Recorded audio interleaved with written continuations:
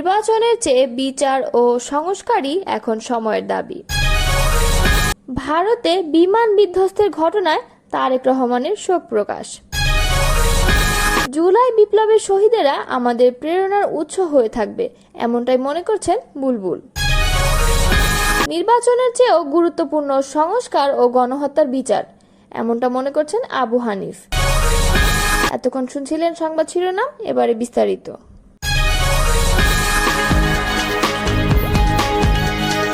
প্রধান উপদেষ্টা অধ্যাপক ডক্টর মোহাম্মদ ইউনূস ও বিএনপির ভারপ্রাপ্ত চেয়ারম্যান তারেক রহমান বৈঠকে বসতে যাচ্ছেন শুক্রবার।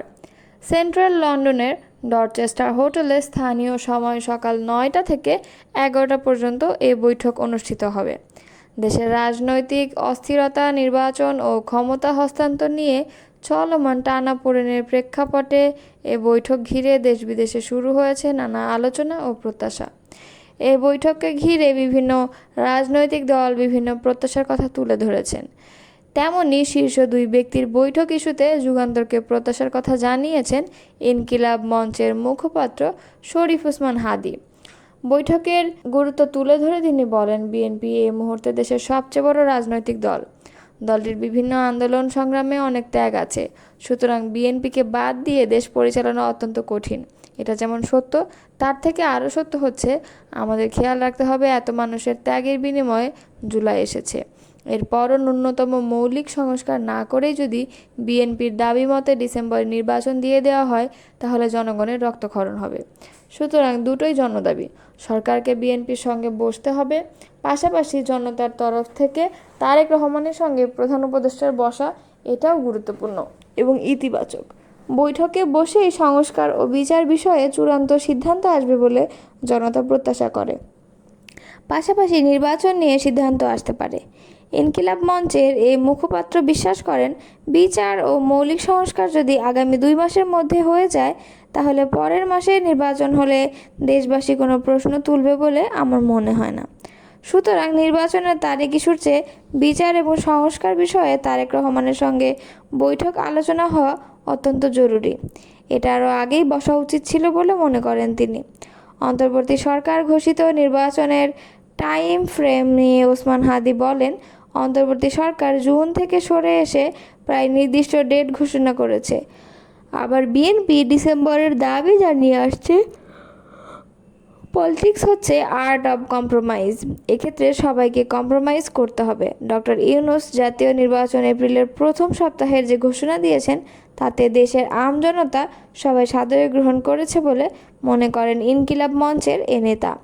এপ্রিল মাসে নির্বাচনের জন্য উপযোগী না সহ নানা ইস্যু দাঁড় করাবে, কিন্তু প্রকৃত ইতিহাস হচ্ছে দেশ স্বাধীনের পর অর্থাৎ 1971 সাল থেকে বাংলাদেশে যতগুলো জাতীয় নির্বাচন হয়েছে, সব থেকে বেশি নির্বাচন হয়েছে মে মাসে। তবে এপ্রিলের প্রথম সপ্তাহে কিছুটা ক্রাইসিস থাকতেই পারে।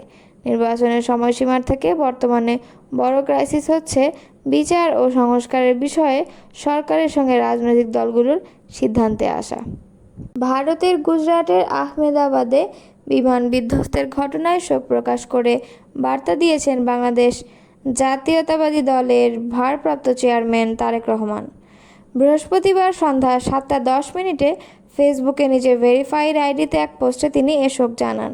পোস্টে তিনি লেখেন, অনেক দেশে 242 জন লোক নিয়ে লন্ডন বাউন্ডেড একটি বিমান ভারতে উড্ডয়নের কিছুক্ষণের মধ্যেই বিধ্বস্ত। তিনি বলেন, যারা তাদের প্রিয়জনকে হারিয়েছে তাদের পরিবারের প্রতি গভীর সমবেদনা জ্ঞাপন করছি। আসুন আমরা সবাই তাদের এই দুঃখের সময় পাশে দাঁড়াই এবং আন্তর্জাতিকভাবে দোয়া করি। এর আগে আজ আহমেদাবাদ থেকে লন্ডনের উদ্দেশ্যে যাত্রার সময় পরই বিধ্বস্ত হয়েছে এয়ার ইন্ডিয়ার একটি বিমান। প্রাথমিকভাবে জানা গেছে, দেশটির বিমান সংস্থা এয়ার ইন্ডিয়ার বোয়িং 787 ড্রিমলাইনার ওই বিমানে অন্তত 242 জন যাত্রী ছিলেন।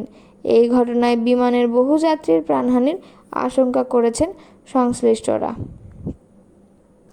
জুলাই বিপ্লবের শহীদেরা আমাদের প্রেরণার উৎস হয়ে থাকবে এবং জাতি তাদের অবদান চিরদিন কৃতজ্ঞতার সঙ্গে স্মরণ করবে বলে মন্তব্য করেছেন ঢাকা মহানগর দক্ষিণ জামায়াত ইসলামের আমির নুরুল ইসলাম বুলবুল।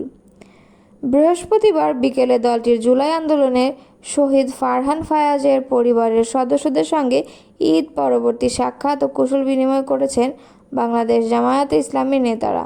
এ সময় দলটির কেন্দ্রীয় নির্বাহী পরিষদ সদস্য ও ঢাকা মহানগর দক্ষিণের আমির নুরুল ইসলাম বুলবুল এই মন্তব্য করেন। এ সময় তিনি পরিবারের সার্বিক খোঁজখবর নেন এবং ঈদের শুভেচ্ছা উপহার প্রদান করেন। পরবর্তীতে পরিবারের সদস্য ও উপস্থিত দায়িত্বশীলদের নিয়ে মহান আল্লাহর দরবারে শহীদ ফারহানের রুহের মাগফিরাত কামনায় দোয়া করেন। মহানগর দক্ষিণ জামায়াত আমির নুরুল ইসলাম বুলবুল বলেন, বৈষম্য বিরোধী বাংলাদেশ গড়ার লক্ষ্যে জুলাই গণঅভ্যুত্থানে যেসব ছাত্র জনতা শাহাদাত বরণ করেছেন, ফারহান ফায়াজ তাদের মধ্যে অন্যতম। ফারহান ফায়াজ সহ জুলাই বিপ্লবের শহীদেরা আমাদের প্রেরণার উৎস হয়ে থাকবে এবং জাতি তাদের অবদান চিরদিন কৃতজ্ঞতার সঙ্গে স্মরণ করবে। বৈষম্য বিরোধী একটি সুন্দর বাংলাদেশ গড়ার যে মহৎ উদ্দেশ্য নিয়ে তিনি জীবন দিয়েছেন, সেই মহৎ উদ্দেশ্য বাস্তবায়ন না হওয়া পর্যন্ত আমাদের প্রচেষ্টা অব্যাহত থাকবে। উল্লেখ্য যে 2024 সালের 18 জুলাই ধানমন্ডির পুরাতন 27 নম্বর রোডে রাপা প্লাজা এবং জেনেটিক প্লাজার মাঝামাঝি স্থানে বৈষম্য বিরোধী ছাত্র আন্দোলনের সামনের সারিতে থাকা ঢাকা রেসিডেন্সিয়াল মডেল কলেজের একাদশ শ্রেণীর ছাত্র ফারহান ফায়াজের বুকে গুলিবিদ্ধ হয়ে শহীদ হন। গণ অধিকার পরিষদের উচ্চতর পরিষদ সদস্য ও গণমাধ্যম সমন্বয়ক আবু হানিফ বলেছেন, নির্বাচনের চেয়েও গুরুত্বপূর্ণ সংস্কার এবং গণহত্যার বিচার। আমরা চাই দ্রুত সময়ের মধ্যে সংস্কার শেষ করা হোক, গণহত্যার বিচারের অগ্রগতি করা হোক। এই দেশের মানুষ বিগত 15 বছর ভোট দিতে পারে নাই।